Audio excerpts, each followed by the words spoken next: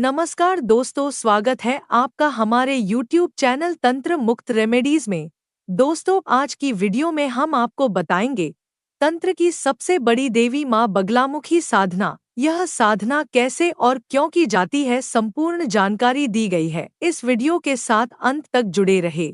इसमें आपको साधना विधि के बारे में भी बताया गया है। लेकिन वीडियो शुरू करने से पहले जिन्होंने भी हमारे चैनल को सब्सक्राइब नहीं किया है वह सब्सक्राइब जरूर करें।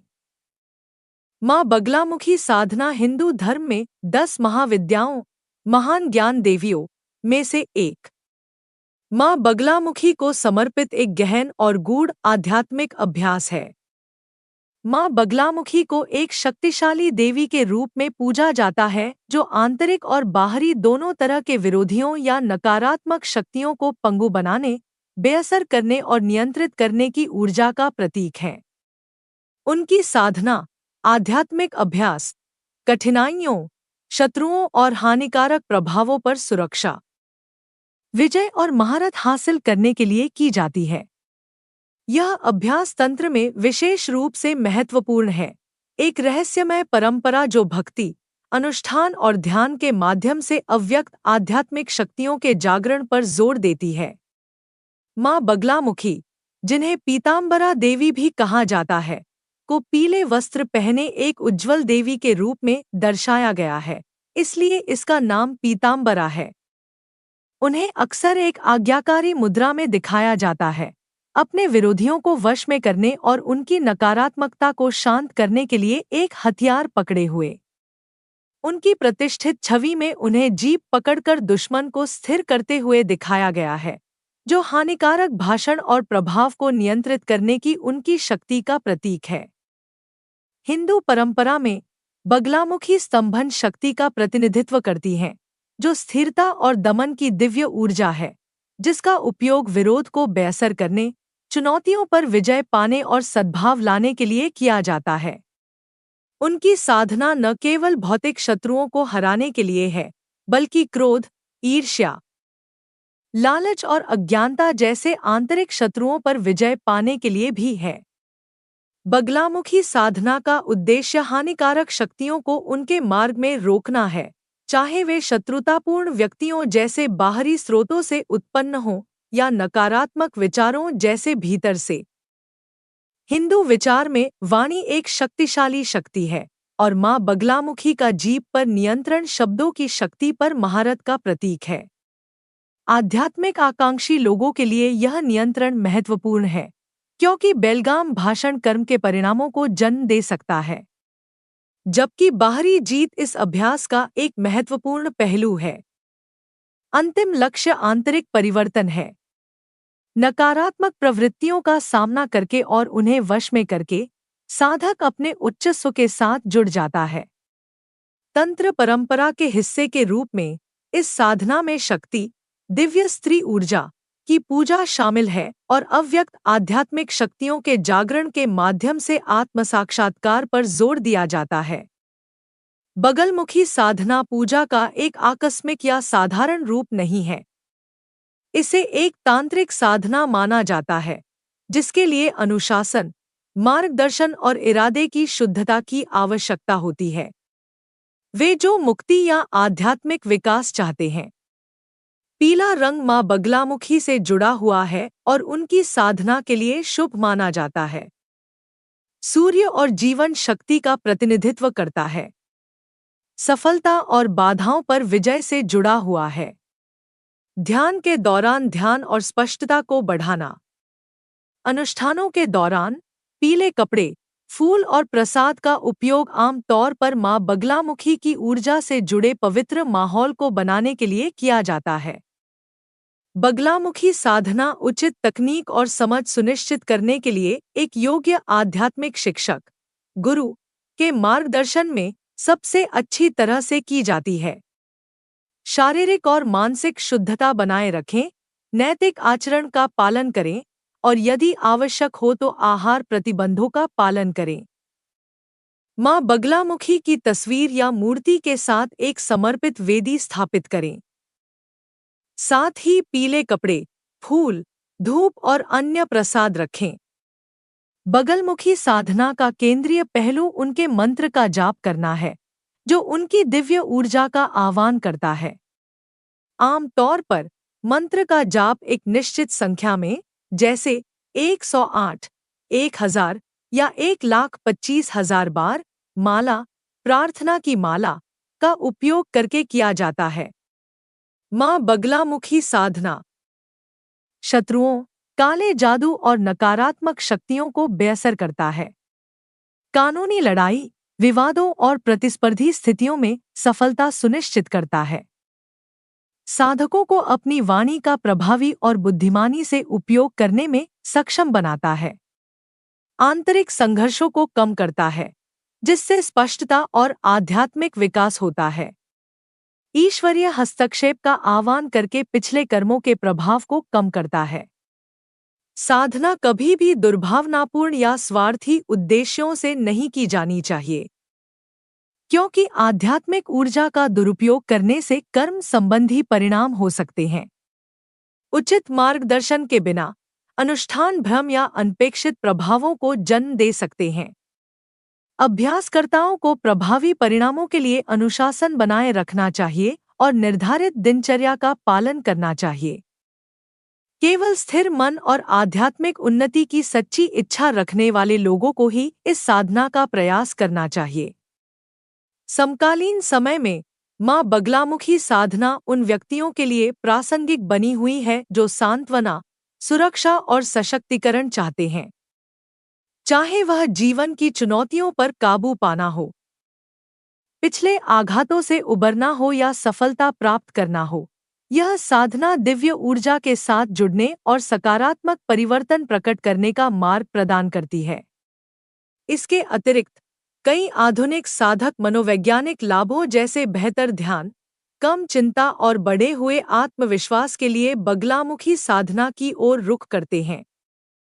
मां बगलामुखी साधना तंत्र मार्ग की एक अत्यंत प्रभावशाली और गूढ़ साधना है। यह साधना मुख्य रूप से शत्रुओं का नाश करने, जीवन की समस्याओं से छुटकारा पाने और आत्मिक उन्नति के लिए की जाती है। मां बगलामुखी को स्तंभन शक्ति की देवी माना जाता है, जो नकारात्मक ऊर्जा को रोकने, शत्रुओं को नियंत्रित करने और आंतरिक शांति प्राप्त करने में सहायता करती है। यह साधना विशेषतः यंत्र, मंत्र और तंत्र पर आधारित होती है। मां बगलामुखी साधना का उद्देश्य है नकारात्मक ऊर्जा और शत्रुओं का स्तंभन, शत्रुओं को निष्क्रिय करने और उनके बुरे प्रभावों को रोकने के लिए आत्मिक शुद्धि और आंतरिक शांति, मन के अंदर की नकारात्मक प्रवृत्तियों जैसे क्रोध, ईर्ष्या और भय को समाप्त करने के लिए विजय और सुरक्षा प्राप्त करना, जीवन में किसी भी संघर्ष, मुकदमेबाजी या प्रतिकूल परिस्थितियों से विजय प्राप्त करने के लिए सत्य और न्याय की रक्षा करना, अपने जीवन में सत्य और धर्म की स्थापना करना। साधना का प्रारंभिक चरण। 1. गुरु की अनुमति और मार्गदर्शन। मां बगलामुखी साधना तांत्रिक साधना मानी जाती है, जिसे किसी योग्य गुरु के मार्गदर्शन में ही किया जाना चाहिए। बिना गुरु के निर्देश के यह साधना अनुचित प्रभाव डाल सकती है। 2. पवित्रता और संयम। साधक को शरीर, मन और वाणी से शुद्ध रहना चाहिए। सात्विक भोजन का पालन करें और तामसिक चीजों से बचें। ब्रह्मचर्य का पालन करें और ध्यान केंद्रित रखें। 3. साधना का समय और स्थान। साधना करने का सर्वोत्तम समय मध्यरात्रि, रात्रि 12 बजे से 3 बजे के बीच होता है। साधना के लिए एक शांत, एकांत और पवित्र स्थान चुनें। यथासंभव इसे घर के मंदिर या किसी सिद्ध स्थान पर करें। स्थान को गंगाजल से शुद्ध करें और वहां पीला वस्त्र बिछाएं। साधना सामग्री। मां बगलामुखी की प्रतिमा या चित्र, पीले वस्त्र में सुशोभित। बगलामुखी यंत्र, इसे स्थापित कर साधना में उपयोग करें। पीले वस्त्र और आसन। साधक को पीले वस्त्र धारण करने चाहिए और पीले आसन पर बैठना चाहिए। पीले फूल और पीली सामग्री जैसे हल्दी, चने की दाल, पीले मिष्ठान्न। घी का दीपक और धूप। घी का दीपक साधना के समय जलाए। रुद्राक्ष या पीला चंदन की माला मंत्र जप के लिए उपयोग करें। साधना विधि 1। स्थान और आसन पर बैठना। पीले वस्त्र धारण करें और पीले आसन पर पूर्व दिशा की ओर मुख करके बैठें। साधना स्थल को गंगाजल से शुद्ध करें और मां बगलामुखी का ध्यान करें। 2। दीप प्रज्वलन और ध्यान। घी का दीपक जलाएं और मां बगलामुखी का ध्यान करें। उनकी छवि को ध्यान में लाकर उनका स्मरण करें। पीले वस्त्रों में सुसज्जित, पीले कमल पर विराजमान, अपने शत्रुओं का स्तंभन करती हुई मां बगलामुखी। 3। मां का मूल मंत्र जप। मां बगलामुखी का मुख्य मंत्र इस प्रकार है। हिली बगलामुखी सर्वदुष्टाना वाचम मुखम पदम स्तंभय जिह्वा कीलय बुद्धिन विनाशय हिली स्वाहा।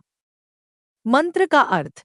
यह मंत्र मां से प्रार्थना करता है कि वे शत्रुओं की वाणी, बुद्धि और कार्यों को रोक दें और नकारात्मक प्रभावों का नाश करें।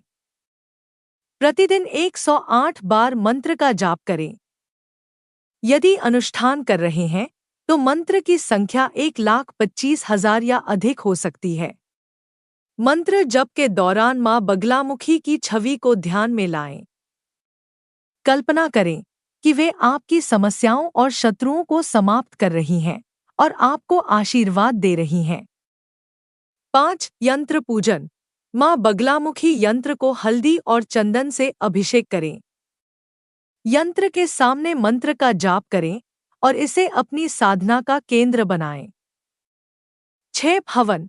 यदि अनुष्ठान हो, साधना के अंत में हवन करें।